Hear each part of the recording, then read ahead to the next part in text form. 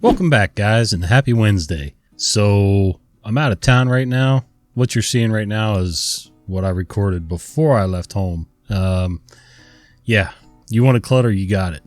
My daughter camping out in my room. It's fabulous. Oh, shit. Yeah, she decided to make herself right at home, and I haven't even left yet. Plus, I got crap back there, too, packing for the trip, but, I'm going to try to do at least one recording on the road to fill out the week, so see how it goes. Anyway, let's read some stories. That's not a usable ground. Once upon a time, in a not-so-distant past, I installed large-scale PBX phone systems in a number of southern states. We did hospitals, businesses, and a surprising number of department stores. It was one of those stores where this story takes place. I was working for a company whose phone systems had an onboard computer system complete with 8-inch floppies and a distinct dislike for unsteady power. In order to appease the PBX gods, we had a strict list of requirements for the room environmentals and the power and grounding. The room needed to be clean and without excessive dust, with climate control, temperature in the 70-degree range on the Fahrenheit scale. Most of all, it needed dedicated 3-phase 208-volt AC power with dedicated computer ground. This involved the XO lug on the supply transformer and ideally included a link to a ground rod or building steel. The number of times I, a brash young guy in my mid-20s, had to inform a crusty good old boy electrician that what he thought was a ground wasn't good enough and whether the resultant storm still gives me nightmares, but it paled to the one install I did in a small city in South Carolina. I arrived at the start of the scheduled installation week, bright-eyed and bushy-tailed, ready to go. As we descended to the intended phone room, I became quickly aware of the technological revelation that we were bringing to this store. Sitting outside the phone room was the current phone console, with the operator wearing a headset and very literally switching and connecting calls like you see in old movies, plugging and unplugging cables in an upright patch panel. Oh man. Keep in mind, this was in the late 80s. From the room next to her, our destination, I heard a steady clack, clack, clack of machinery. Upon entry, I discovered that the phone system was the old-style stepping switch equipment. The noise in the room was deafening, and relays and contacts continually made and released. My interest in the antiquated equipment was, however, dampened by the condition of the room. They had mounted the plywood on the wall that we required for our 66 blocks, wiring points, and electrical power had been pulled into the room, but that was it. There was no ground bar, no power, the room was at least 90 degrees, and worst of all, the floor was covered in such a thick layer of dirt and dust that we were leaving footprints as we walked. I immediately informed our customer contact that this was not acceptable and why, and after I left a specific list of items that needed to be done before I returned, I drove back to the airport to return home. A week later I returned to the site and things were better, marginally. The floor had been wet mopped, so that parts of it were now at least clean enough to see the tile, but other sections were covered with dried mud where the mop water and floor dirt combined and settled down together. The ground and electrical still hadn't been done, and the HVAC contractor was there giving a quote for putting AC in the room. The room was still unusable, and the client wasn't happy when I told him as much. We had one more quick meeting going over the problems, and handwritten copies of our requirements were given to everyone involved, and a few people that weren't. Since the floor in that spot was relatively clean, I uncrated and moved the phone switch, the main cabinet with the phone system, in this case about 6 foot by 6 foot by 3 foot, into position, and mounted some of my equipment on the wall. I then returned home for another week. 1 week later, I was on site in the store's basement again, and this time was pleasantly surprised to feel a blast of cool air hit me in the face as I opened the door. The floor had been decently cleaned and looked good. My pleasure started slipping as I walked through the room, however. The electrical source still was not terminated. I saw no ground bar on the wall. The air conditioning had been lovingly and professionally installed, complete with open-top drip pan, directly over the top of my $200,000 phone system. My imagination didn't have to work hard to figure out where that condensation was going to the first time that drip pan drain clogged, and the pan overflowed, and the realization wasn't good. Calming myself, I asked about the 208-volt power.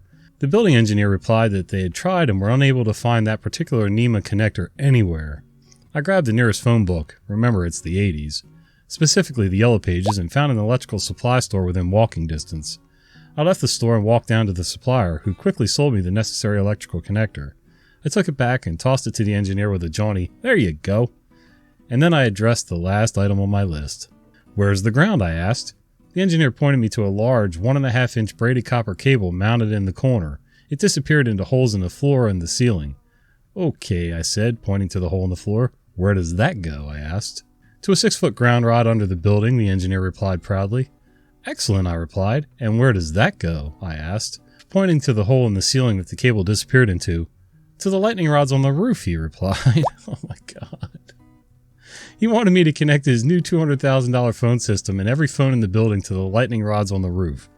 We didn't do the installation that weekend either. Oh my God, what a tool. That braided ground cable that goes underground was specifically only for the lightning rods. That can't be used for any other ground. Holy cow. You'll fry everything in the building. I mean, the lightning rods are useless at that point. You've essentially just invited lightning to just fry every piece of equipment you have and burn your building down besides. Amazing. If you won't help me, I'll just talk to my manager. Hello again, fellow broken souls of r/Tales from Tech Support.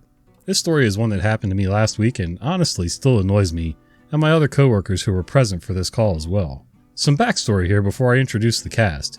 This adult called into the help desk a week or so before with some computer issues after being off on workers' comp for a whole year and a half. Recently, as we had seen an influx of calls of people coming back after an extended period of time, we instituted a new policy. If the user calling in has been out of work for more than 3 months, to just order them a new tablet. This is because of the sheer amount of work we would need to do to get them back up and running. It was taking way too long and we couldn't risk wasting time on it. So we ordered the guy a tablet after the call where the new guy, bless his heart, spent 1 hour and 50 minutes on the phone trying to get him up and running. Remember that number, everyone. It'll be important for later on. With that small bit of background information out of the way, let's introduce the players this time around, shall we? Me, the hero of this anime and palmer of faces. User, this guy should probably have an actual adult with him at all times to make sure he doesn't hurt himself. T, the other tier 2 on my team and generally chill guy. Now on to the story. This story begins on a Friday and it started out as a really great day, all things considered. Myself and T were watching the queue to make sure no calls were waiting while the tier 1s were on other calls. A call comes in and it's my turn to take it. If only I knew how bad it was going to be. I answer the phone with my usual greeting. Me. Thank you for calling Help Desk. My name is Eon Thief. Can I have your employee ID? He gives me the employee ID and I instantly recognize the name. Me. Alright, I was able to pull up your account. How can I help you? User. Yeah, I was off for a year and a half and need my tablet set up. My manager told me to call in once I have my IP address so you all can remote in and set up the tablet. Me. Okay, normally we don't do all the setup work ourselves. We send a 15 to 16 page packet with each tablet sent out that walks the users through setting the tablet up. Well, I'm just doing what I was told, but I know the packet you're talking about. Me. Okay, wonderful. What step are you stuck on? User. I'm signed in and have my IP address so you can remote in. Me. I understand that, sir. However, I need to know what step you're on so I can help you. User. Listen, I was off for a year and a half and don't know this new system, so because of that, I was on the phone with someone for over 3 hours, and then he sent this tablet to me. Now my manager told me to get my IP address and call the help desk, so that's what I'm doing. Me. Again, I understand that, sir, but to best help you, I need to know what step you're on. User. Are you saying you won't help me? Because if so, I'll just reach out to my manager and we'll go from there. At this point, it's more of the same. I assure him that I'm trying to help him and that I never said I wouldn't, and that I only need to know what step he's on in the setup instructions. Then he hits me with this. User. I don't know what step I'm on. These instructions are so small and blurry I can't read them. Remember that bit of info, dear reader. We'll come back to it later. Me.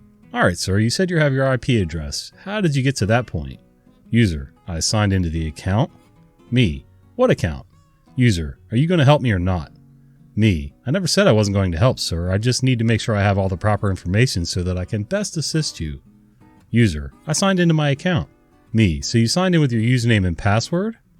User. Username? Do you mean my employee ID? Me. Yes, sir. That's what I'm referring to. User. No, I didn't sign in with that. I signed in with this password. Proceeds to rattle off a local user account password that we use for setup. Me, being confused. How did you get that password? I of course asked this because the password isn't very easy for a lot of users to remember, so he of course tells me. User. I read it in the instructions. Remember that bit of info I told you to remember from before? Yeah, he claims that he can't read the instructions, but was able to get this username and password for the local account he signed into. That by itself wouldn't be so bad, if that information wasn't 7 whole pages deep into the instructions. I of course try to question this bit of info and he tells me the same BS from above and of course saying that if I won't help, that he'll reach out to his manager. Now by this point, T has started listening in and like me is actively getting frustrated in real time with me. Me.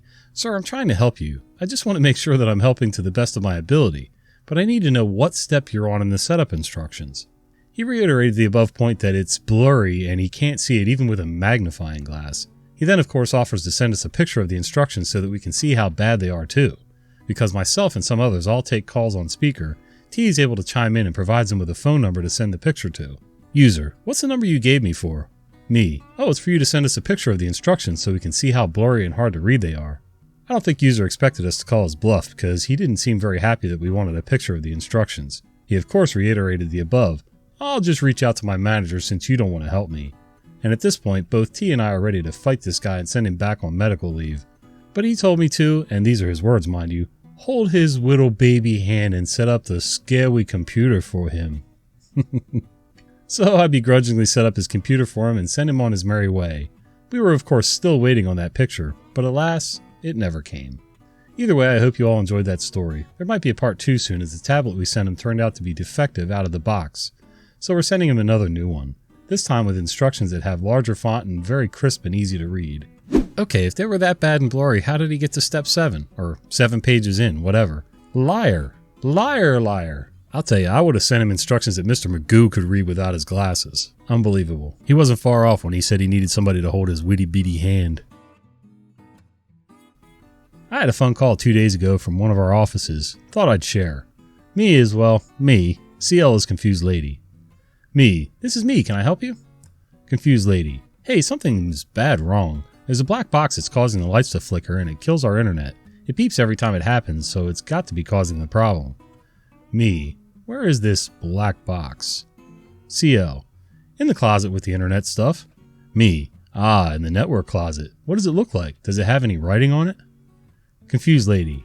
Yeah, it says APC Smart UPS. Can I unplug it? It's really causing problems and we can't work like this. Me. No, absolutely not. That's not the cause of your problem. That is a battery backup for your network equipment. It's beeping because the power is going on and off in the building, and that box is keeping the network equipment protected and online.